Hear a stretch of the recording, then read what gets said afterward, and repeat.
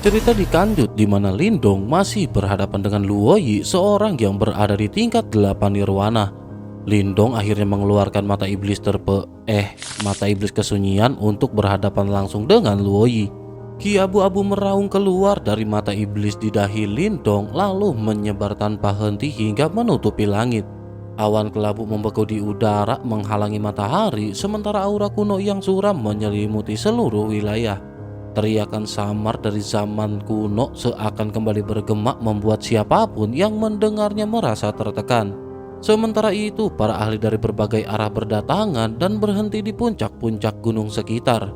Mereka tidak berani bertindak gegabah dan hanya berdiri terpaku menyaksikan perubahan aneh di langit.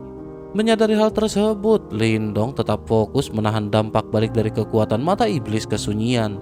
Garis darah di wajahnya memanjang sementara Ki Dingin berusaha menggerogoti mata Lindong. Namun setiap kali mendekat, cahaya putih lembut dari jimat batu misterius menolaknya. Lindong paham bahwa tanpa perlindungan itu, ia tidak akan berani memaksakan kekuatan tersebut sejauh ini. Selanjutnya, darah bercahaya di mata iblisnya membeku dan berubah menjadi sinar darah yang menembus awan kelabu. Ledakan keras pun terjadi, awan berputar membentuk pusaran raksasa, lalu sebuah portal kuno terbuka. Dari dalamnya aura kesunyian yang tandus mengalir keluar dan bayangan raksasa perlahan muncul seolah berasal dari zaman purba. Namun Luoyi yang mengamati dari kejauhan justru mencibir.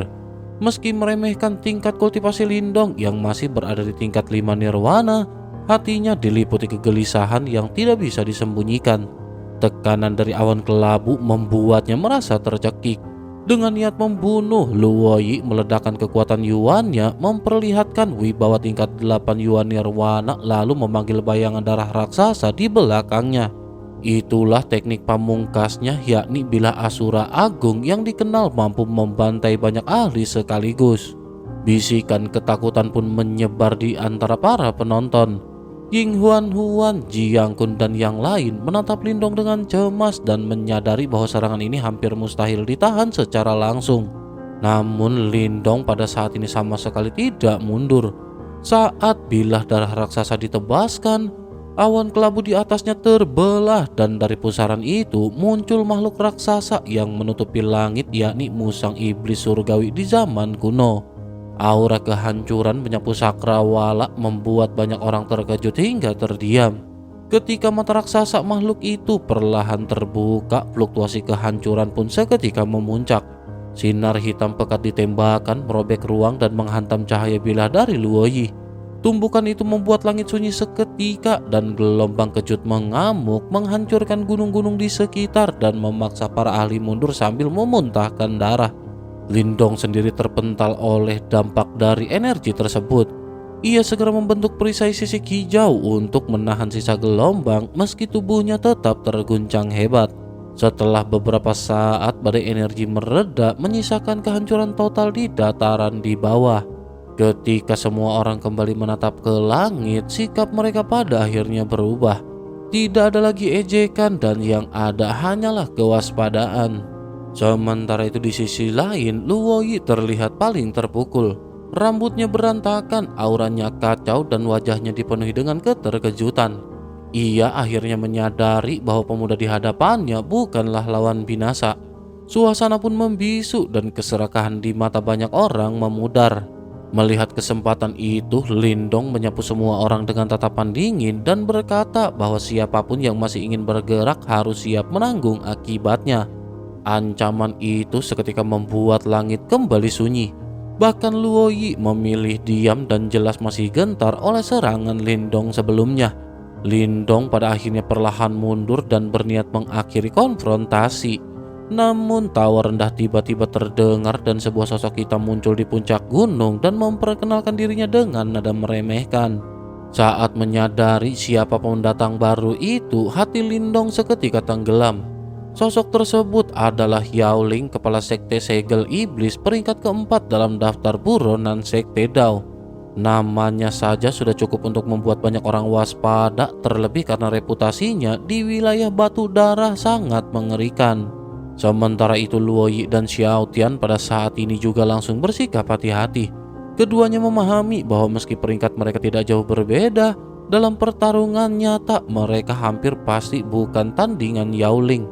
Luo Yi sendiri tertawa dingin dan menyadari bahwa Sekte Segel Iblis benar-benar mengincar benih kuno Yuan abadi dengan segala cara. Namun di balik ketenangannya ada rasa tak rela melihat harta berharga itu jatuh ke tangan pihak Yao Ling.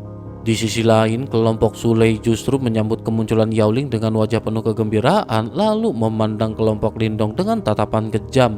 Sebaliknya, Ying Huan Huan, Yuan Fang, Jiang Kun dan murid sekte Dao lainnya merasa hati mereka tenggelam. Mereka paham betul kekuatan Yao Ling yang telah mencapai tingkat 9 Yuan Nirwana adalah sebuah tingkatan yang menekan hampir semua orang di tempat itu. Ditambah lagi Yao Ling bukan datang sendirian melainkan membawa anak buah yang sama-sama menakutkan. Lindong menatap sosok berjubah hitam itu dengan penuh kewaspadaan. Dari tubuh Yao Ling ia merasakan bahaya yang nyata dan jika dibandingkan, jarak kekuatan di antara mereka benar-benar terlalu besar. Sementara itu kembali ke Yao Ling yang pada saat ini memanggil nama Lindong. Ia juga berkata tampaknya ini adalah Lindong yang merupakan juara perang 100 kekaisaran. Ia benar-benar tidak menyangka bahwa sosok Lindong benar-benar bergabung dengan Sekte Dao.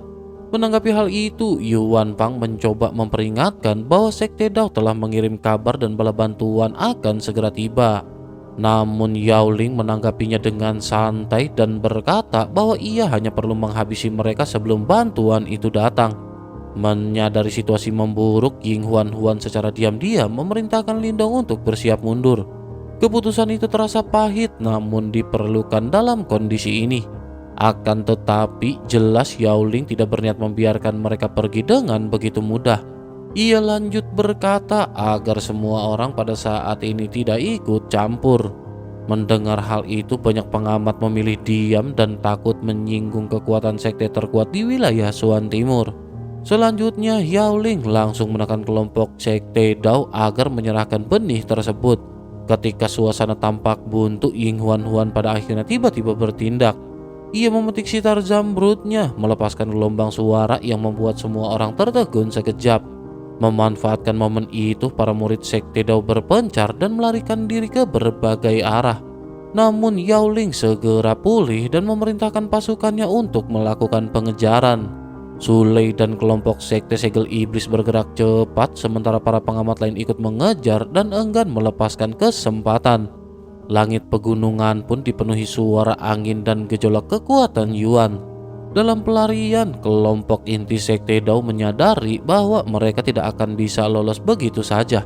Aura Yao Ling juga semakin mendekat dan menyadari hal itu, Ying Huan Huan akhirnya mengambil kembali keputusan. Ia menghentikan langkahnya dan berkata bahwa ia akan menahan pengejaran seorang diri agar yang lain bisa membawa benih kuno Yuan abadi pergi. Meskipun Jiang Kun dan Yuan Fang ingin membantah, mereka tidak memiliki kemampuan untuk benar-benar menghentikan Yao Ling. Akhirnya mereka terpaksa menerima kenyataan itu. Ying Huan Huan akhirnya duduk di atas batu meletakkan sitarnya di depan sementara senar kehijauan berkilau menari di udara. Lindong menatapnya dalam-dalam sebelum akhirnya tanpa berkata apa-apa lagi berbalik dan pergi bersama dengan yang lain. Di belakang mereka, Ying Huan Huan menekan sitarnya dengan lembut dan matanya memancarkan cahaya merah samar. Ia bergumam dan berharap agar Lindong dan yang lain berhasil membawa benih itu kembali. Selanjutnya Ying Huan Huan mengangkat pandangannya ke kejauhan. Sesaat kemudian sekelompok tokoh muncul dari langit dan berhenti tidak jauh dari puncak gunung. Yao Ling pun melangkah maju menatapnya dengan senyum meremehkan sementara para pengikut dari Sekte Segel Iblis ikut menertawakan dan melontarkan niat kotor. Setelah menilai situasi, Yao Ling memutuskan untuk meninggalkannya di tempat itu. Ia lanjut memerintahkan anak buahnya menyerang karena benih kuno Yuan abadi tidak berada padanya. Mendengar hal itu, Ying Huan Huan pada saat ini malah tertawa pelan. Ia berkata bahwa siapapun yang ingin melewati wilayah ini harus terlebih dahulu menembus formasi sitarnya. Aura dingin langsung menyelimuti tubuhnya, kekuatannya melonjak mendekati tingkat 8 Yuan Nirwana. Yao Ling hanya menanggapi dengan tawa dingin dan menganggap kekuatan itu tidak berarti. Selanjutnya Ying Huan Huan menekan senar sitar dengan paksa hingga darah segar mengalir dari telapak tangannya. Darah itu menyatu dengan sitar memancarkan cahaya merah yang sangat aneh. Menyadari ada yang tidak beres, Yao Ling segera memerintahkan mereka untuk melakukan serangan. Sulei pun melangkah maju menghantam dengan tinju penuh tenaga. Namun dengan tenang Ying Huan Huan mengerahkan teknik suara bodi tanpa bentuk. Gelombang cahaya berdarah meledak keluar dan memantulkan serangan itu membuat Sulei terpental mundur dengan wajah pucat ketakutan. Melihat hal ini, Yao Ling pada akhirnya menyadari bahwa Ying Huan Huan telah menguasai salah satu teknik misterius terkuat dari Aula Langit Sekte Dao. Meski demikian, ia tetap memerintahkan seluruh kelompok untuk menyerang bersamaan.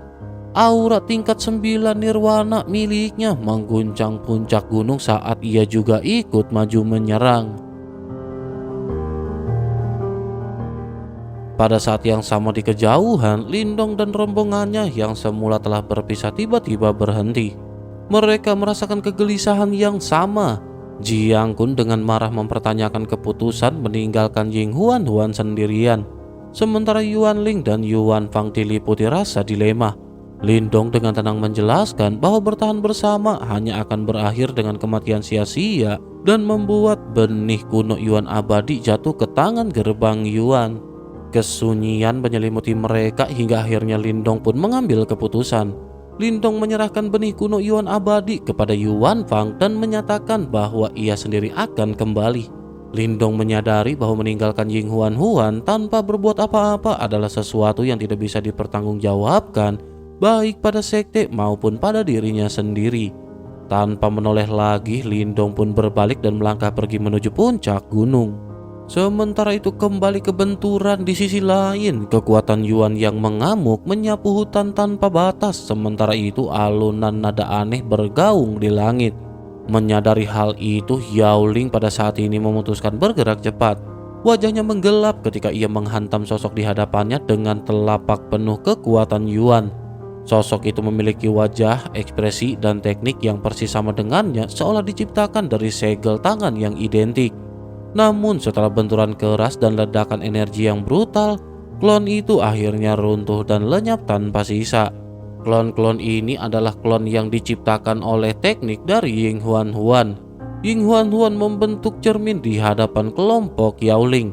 Dari dalam pantulan itu sosok-sosok identik muncul dan menghadap ke arah mereka. Setelah Yao Ling menghancurkan klonnya, Yao Ling pun menatap ke sekeliling. Langit pada saat ini tampak telah berubah kacau. Setiap pengejar pada saat ini berhadapan dengan klon mereka sendiri. Kekuatan klon ini memang sedikit lebih lemah daripada aslinya, namun teknik yang digunakan sama persis membuat pertempuran menjadi semakin berbahaya. Selanjutnya pandangan Yao Ling tertuju pada sebuah puncak gunung hijau di kejauhan. Di sana berdiri pohon bodi merah darah raksasa yang bergetar lembut, jelas sebagai sumber dari semua kekacauan ini. Di bawah pohon itu Ying Huan Huan duduk diam sambil memetik sitar darah. Wajahnya pucat dan darah mengalir dari sudut bibirnya menandakan kondisinya sudah berada di ambang batas. Ying Huan Huan pada saat ini hanya bisa tersenyum tipis. Ia menyadari bahwa pengorbanannya cukup untuk menghentikan mereka sementara waktu. Sementara itu niat membunuh pada saat ini melintas di mata Yao Ling. Tanpa ragu ia berubah menjadi cahaya dan menurunkan telapak Yuan raksasa ke arah Ying Huan Huan. Ledakan menggetarkan udara, gunung mulai retak dan tekanan yang mengerikan membuat Ying Huan Huan tidak mampu bergerak. Kekuatan Yuannya telah habis setelah menggunakan suara bodi tanpa bentuk dan kini ia tidak memiliki pertahanan apapun. Namun di saat telapak tangan raksasa hampir menelannya, sinar hijau melesat dari langit. Sebuah perisai sisik hijau terbentuk menahan serangan tersebut. Gunung berguncang hebat lalu perisai retak dan menghilang memperlihatkan dua sosok di baliknya. Lindong pada saat ini tampak berdiri di depan Ying Huan Huan yang setengah sadar. Yao Ling pun mengejek pemandangan itu sementara Lindong menatapnya dengan tenang dan hina. Ia tahu waktu mereka pada saat ini sangat terbatas. Menyadari hal itu, sebuah garis abu-abu muncul di dahi Lindong, lalu mata iblis kesunyian kembali terbuka. Cahaya kehancuran menyembur keluar, memaksa para pengepung mundur, bahkan Yao Ling pun menjaga jarak. Lindong memperingatkan bahwa Sekte Dao pasti akan memburu Yao Ling setelah kejadian ini. Namun Yao Ling menjawab bahwa ia akan membantai semua orang dan merebut benih Yuan abadi kuno. Menyadari ancaman itu, Lindong pun segera mengambil keputusan. Lindong segera memanggil tombak tulang buaya surgawi dan menuangkan esensi darah sapi surgawi kesunyian ke dalamnya. Raungan kuno menggema ketika cahaya darah membekuk menjadi wujud buaya surgawi kuno. Dengan satu perintah, makhluk itu pada akhirnya menerjang ke arah Yao Ling dan yang lainnya dan mengguncang bumi. Tanpa ragu, Lindong menggendong Ying Huan Huan dan melarikan diri memanfaatkan waktu yang diciptakan oleh panggilan tersebut. Yao Ling pun meraung marah dan bersumpah akan mengejar Lindong, namun Lindong tidak menoleh sama sekali. Di tengah pelarian, Ying Huan Huan akhirnya sadar dan tertawa lemah. Lindong hanya menjawab dengan tenang dan berkata bahwa ia akan membawa Ying Huan Huan kembali. Di balik langkah cepat itu tersirat keputusan jelas, yakni bertahan hidup hari ini jauh lebih penting daripada kemenangan sesaat. Singkat cerita, seiring dengan waktu berlalu, senja perlahan menelan pegunungan yang membentang tanpa ujung. Ketika malam turun sepenuhnya, raungan binatang iblis saling bersahutan menggema di antara puncak-puncak yang gelap.